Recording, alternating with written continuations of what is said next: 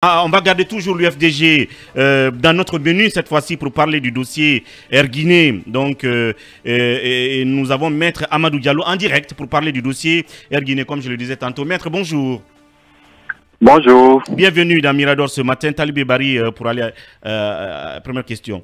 Monsieur Maître, le ministre de la Justice a en quelque sorte jeté un pavé dans la mare vendredi dernier en recevant des magistrats, puisqu'il a en tout cas fait état d'une procédure qui viserait à interroger Cellou Dalein à l'étranger, une commission rogatoire.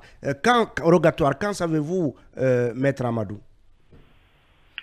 Bon, écoutez, nous avons appris la nouvelle comme vous, comme tout le monde. A priori, c'est une bonne nouvelle, puisque avec cette commission rogatoire internationale, M. Cellou Dalein aura l'occasion disons, de dire sa part de vérité dans cette affaire. Vous savez que depuis que cette affaire a commencé, il y a eu beaucoup de communication de la part des avocats et puis au niveau de la presse et également de certaines personnes qui sont impliquées plus ou moins dans le dossier. Et nous pensons que, a priori, que c'est une bonne nouvelle et que M. Cellou Dalein aura l'occasion donc de dire sa part de vérité, et cela va permettre au juge d'instruction, disons à la chambre de l'instruction ici, donc de prendre la décision qui s'impose, à savoir le non-lieu. Puisque, comme vous le savez, dans ce dossier, M. Cellou Dalein Diallo n'a commis absolument aucune infraction. Effectivement. Aucune infraction. Le non-lieu, c'est Voilà. bien entendu votre objectif en tant que son avocat. Oui. Et selon vos premiers propos, ça se remarque que vous voyez ça d'un bon œil, bien entendu. Alors, Oui, vous n'étiez tout à pas fait. au courant, vous l'avez appris au même moment que nous, mais est-ce que tout de même, vous allez vous adapter au rythme? Est-ce que vous irez à Dakar pour préparer votre client et être présent à l'arrivée de cette commission rogatoire?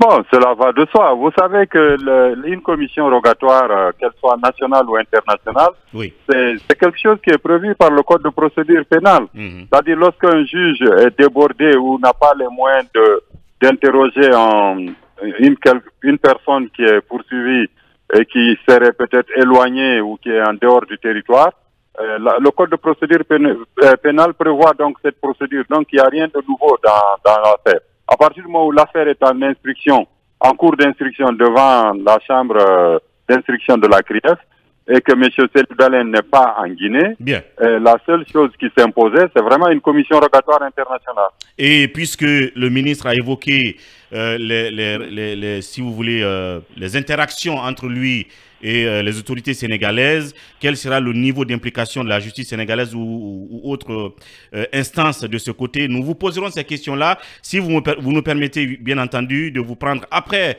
cette pause et pour quelques 5 minutes avant de vous laisser partir. On se retrouve donc tout à l'heure après la première grande pause. Erguiné, une commission rogatoire en route pour Dakar. Nous avons toujours Maître Amadou Diallo, conseiller juridique de l'âge Cellou Dalein Diallo en direct.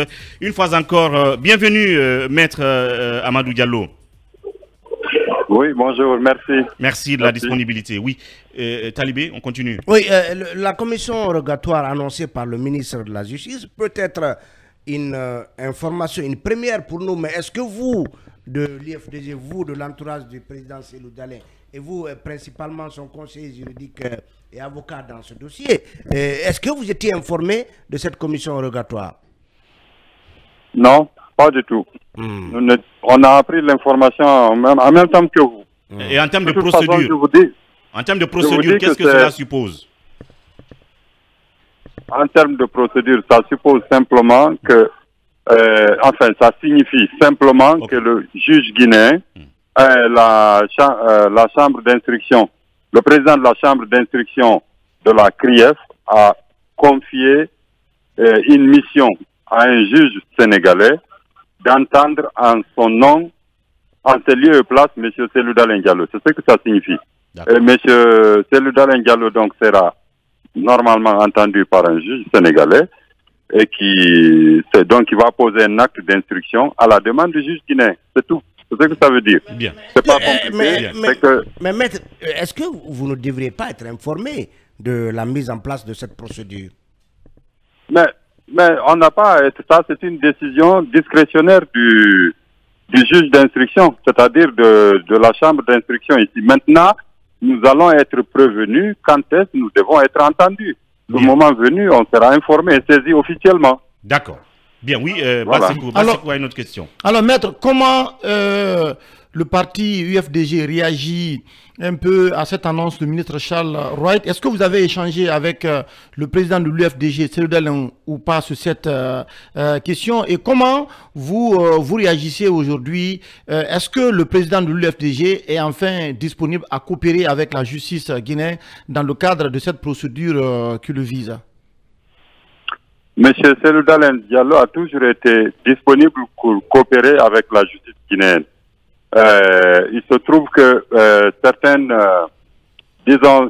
actes ont été posés ici qui ne sont pas conformes à la loi. C'est ce qui explique que jusqu'à maintenant, il n'a pas été entendu. Il vous souviendra qu'il a été convoqué irrégulièrement par 2 fois. Et c'est pour cela qu'il n'a pas répondu aux convocations. Donc là également, si vous voulez, c'est une convocation qui lui sera adressée dans le cadre de cette commission rogatoire.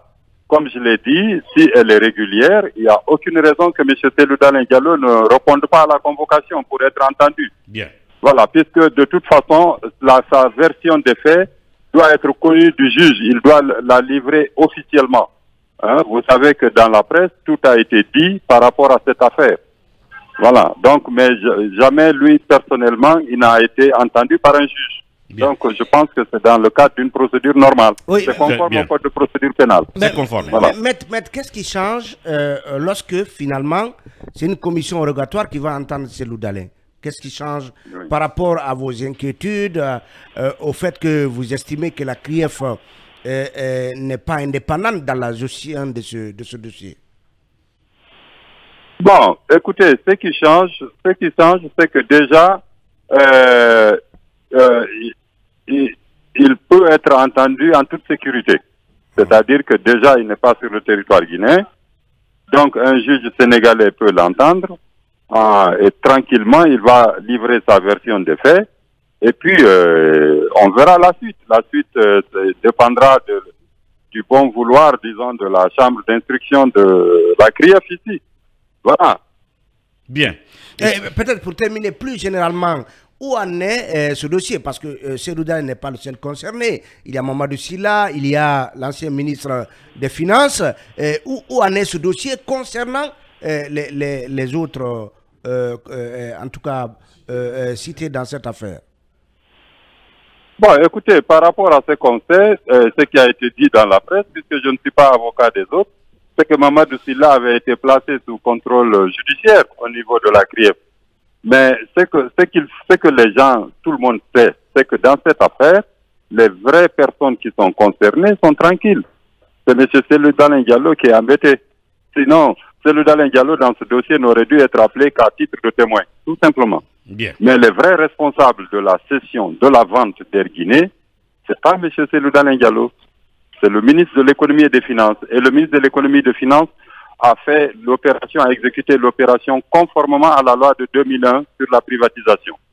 Donc, en fait, tout le monde sait que c'est une cabale judiciaire. Voilà. C'est tout. Parce que si Cellou Dalein n'était pas un homme politique, s'il n'était pas ce qu'il est en pole position pour les élections ici, il n'y aurait eu aucune poursuite contre lui. Absolument aucune. Parce que déjà, de toute façon, il n'y a pas d'infraction. Oui, maître, Air Guinée avait d'autres appareils. Pourquoi c'est le seul qui fait débat? Les autres aussi ont été... Là, on va refaire le débat là encore ce matin. Hein. Je pense que... Oui. C'est par rapport à ce que je viens de dire. Si Cellou Dalein avait été...